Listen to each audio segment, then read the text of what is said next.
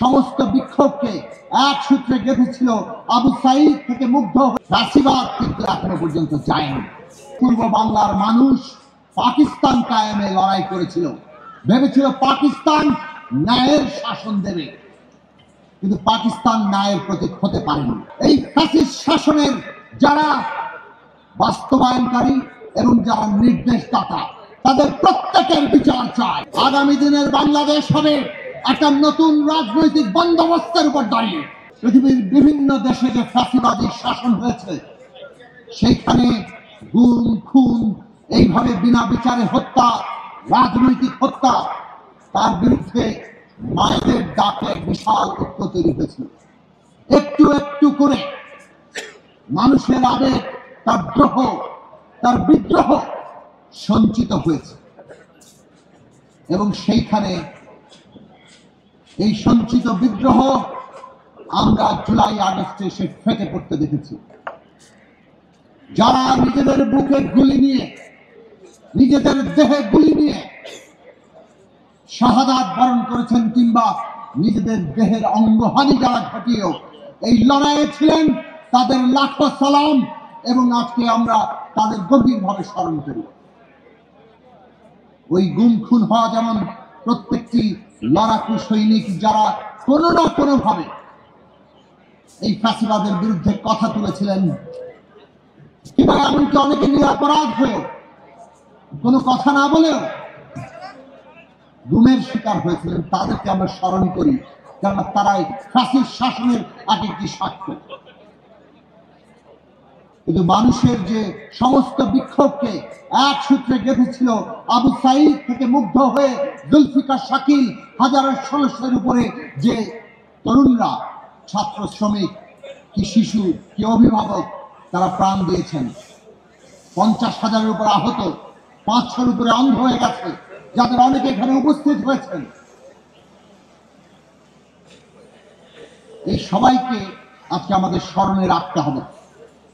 মানুষের ইতিহাসে সবচেয়ে বড় শ্রেষ্ঠ মানবিক মুহূর্ত কি?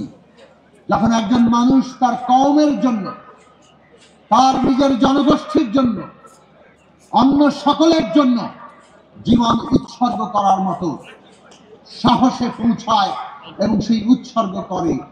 ওর চাইতে বড় মানবিক মুহূর্ত আর কিছু হতে পারে না। আমাদের সেই শহীদেরা, সেই লড়াকু সৈনিকরা, আপনারা যারা আছেন, তাদের প্রত্যেককে ধারণ করেই আমাদের এগোতে হবে। মানুষের জন আকাঙ্ক্ষা, এই দেশের মানুষের আকাঙ্ক্ষা কি? বারে বারে বেহাত হয়েছে, এটা মনে রাখা দরকার। ব্রিটিশ ঔপনিবেশিক শাসনের বিরুদ্ধে লড়াই হয়েছে। 47-ও এই পূর্ব বাংলার মানুষ পাকিস্তান কায়েমে লড়াই করেছিল, ভেবেছিল পাকিস্তান ন্যায়ের শাসন দেবে, কিন্তু পাকিস্তান ন্যায়ের প্রতীক হতে পারেনি। পূর্ব বাংলার মানুষের অধিকার কেড়ে নিয়েছিল। 1971 সালে এই দেশের মানুষ, লক্ষ লক্ষ মানুষ প্রাণ দিয়ে সংগ্রাম করেছিল বাংলাদেশ প্রতিষ্ঠার জন্য। এটা বিজয়ের মাস। সেই মানুষ আশা করেছিল এই দেশের নতুন রাষ্ট্রে মানুষের জন্য সাম্য, মানবিক মর্যাদা, সামাজিক ন্যায় বিচার প্রতিষ্ঠা হবে। 53 বছর ধরে সেটা প্রতিষ্ঠিত হয়নি, বরং সাংবিধানিকভাবে একটা ফ্যাসিবাদী শাসন এই দেশে 72 সাল থেকে চেপে বসেছিল। 2024 সালে এই ফ্যাসিস্ট শাসনের একটা অংশের পতন ঘটেছে, অর্থাৎ শাসক পালিয়েছে। গণবিদ্রোহে, অভ্যুত্থানে, বিপ্লবে এই শাসককে পালাতে বাধ্য করা হয়েছে। কিন্তু আরেকটা অংশ বাকি। ফ্যাসিবাদ কিন্তু এখনো পর্যন্ত যায়নি। ফ্যাসিবাদ তার ব্যবস্থা নিয়ে হাজির আছে। আমরা এই ফ্যাসিস্ট শাসনের যারা বাস্তবায়নকারী এবং যারা নির্দেশদাতা, তাদের প্রত্যেকের বিচার চাই। ন্যায় বিচার হবে নতুন বাংলাদেশের যাত্রার প্রধান ভিত্তি। ন্যায় বিচার প্রতিষ্ঠা হতে হবে। একই সাথে এটা আমাদের মনে রাখা দরকার, ফ্যাসিবাদ কেবল কতিপয় ব্যক্তি নয়, আমরা ব্যক্তির বিচার করতে পারি, তাকে এমনকি ফাঁসি কিংবা সাজা দিতে পারি।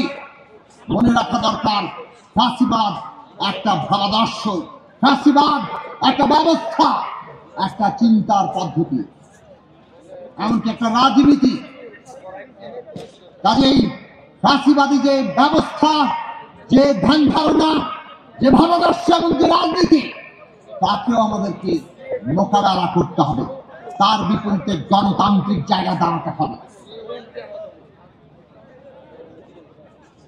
একটা দলের ফ্যাসিবাদ সেটা অপসারিত হয়ে আর কোন ফ্যাসিবাদ যাতে কায়েম না হয়। যদি সেটা হয় তাহলে ওই ৭১ সালের মতো কিংবা ৪৭ সালের মতো যেভাবে জনআকাঙ্ক্ষা ব্যাহত হয়েছে, ২৪-এর পরে আবারও ব্যাহত হবে। আর সেইটা যদি আমরা ব্যাহত করতে না চাই, আগামী দিনের বাংলাদেশ হবে একটা নতুন রাজনৈতিক বন্দোবস্তের উপর দাঁড়িয়ে। আর সেই বন্দোবস্ত গণতান্ত্রিক বন্দোবস্ত। এইটাই আমাদের ২৪-এর গণঅভ্যুত্থানে, ৭১ সালের বাংলাদেশে, ৪৭-এর পূর্ব পাকিস্তানের মানুষের আকাঙ্ক্ষা। ইতিহাস প্রজন্ম থেকে প্রজন্মে বয়ে চলেছে। আমরা সেই ইতিহাসকে ধারণ করতে পারবো কিনা, এটাই আগামী দিনের বাংলাদেশের ভবিষ্যৎকে রচনা করবে।